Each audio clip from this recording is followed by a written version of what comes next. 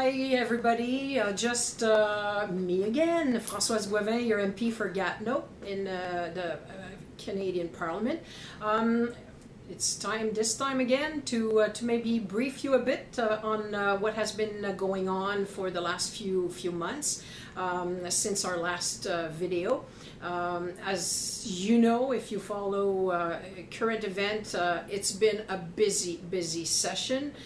Myself as the new associated critic to justice, plus my role as critic for the status of women, I've been kept busy by this conservative government, either by sitting on the Justice Committee that is reviewing C10, which is the big omnibus bill from the Conservative for law and order, but that addressed 9 pieces of legislation in over 100 and some pages of text.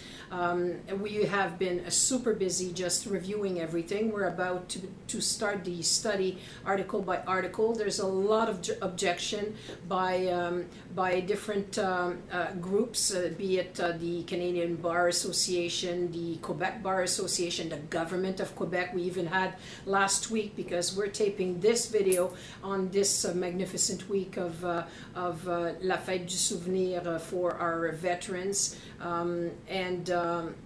it's absolutely unbelievable. We have, for one rare time, the Minister of Justice of Quebec that came in front of our committee to voice the strong opposition of Quebec to that bill that, like a lot of specialists say, has not been thoroughly thought, even though the Conservatives will say that they pass enough time over the past sessions. But honestly, me as a new member of Parliament representing Gatineau, sitting on that committee as associated critic to justice, I do not find that or proper the fact that we are studying so many laws in such a short time with so little witnesses, and with a majority of witnesses who would love to come in front of our committee refused access to the committee to come and voice their opinion. I always thought we were there to represent the people, but it seems not under that government.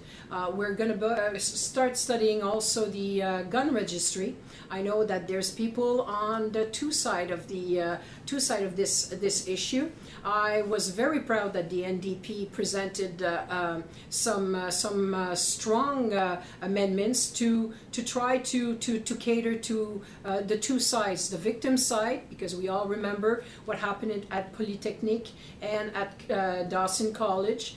So I can understand and I can feel for the associations of victims who are unanimous in their asking for keeping the gun registry. But at the same time, I understand the hunters or some of the First Nations that voiced some objection to the register because the way it was conceived was maybe unfair and made them feel like criminals when they were not. So with our proposals, we were removing those aspects, but at the same time keeping the gun registry that the police associations throughout Canada say is so helpful in solving crimes, in avoiding sometimes crimes. Not always, but sometimes. And I think if we can save 1 or 2 lives, $4 million a year, not $1 billion. It cost $1 billion to create the gun registry, which was ridiculous at the time. But now that it's there, we should maintain and at least keep the information.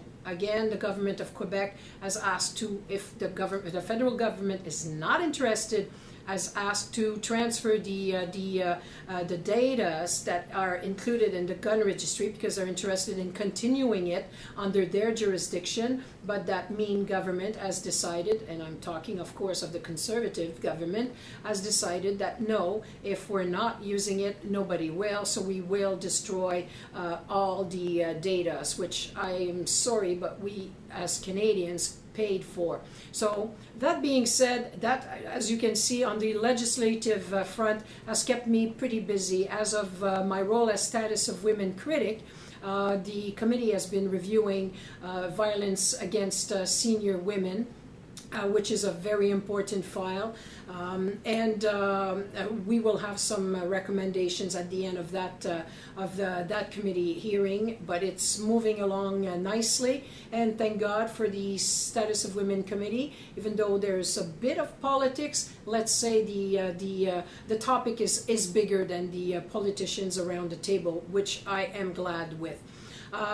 As for the writing, we have kept super busy. I am glad every time you invite me to attend some of your activities. It gives me a chance and an opportunity to meet with you in person and to hear what you have to say. And because I still uphold myself to my promise, my sole promise of the last campaign, which was to be your representative and the best that I can be in Ottawa and not the other way around.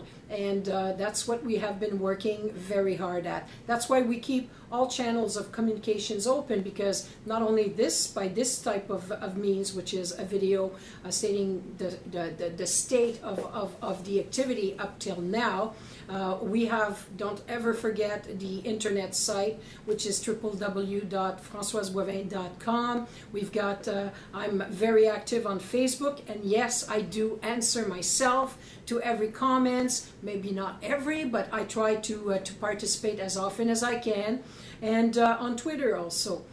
So I'm always attainable. You can also deal with my team, because my team is very active and very performant, if we can say that. They're excellent. So you can either talk with Aline here in Gatineau, or Alex and Roxanne in Ottawa, who are doing all a phenomenal job for you people of Gatineau that we represent. And like I say, we're available for your activities or to meet if you have some questions. We're there to help. So never forget that. We had a busy summer in the writing, meeting with a lot of people, a lot of interest group, and addressing some of the major issues here.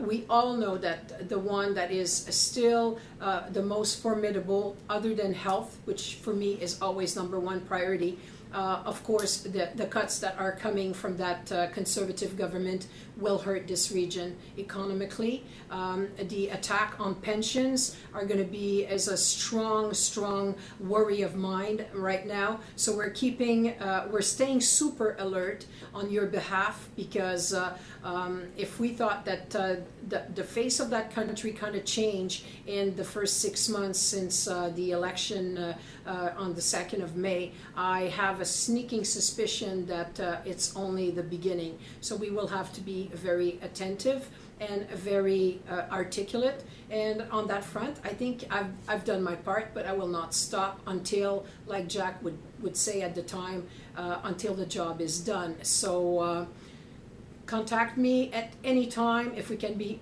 of service, it will always be our pleasure. We might not talk by that mean until the next year. So I wish you all some great holiday with your families, your friends, and I wish you all a great year 2012, and we will see each other in the new year. So take care.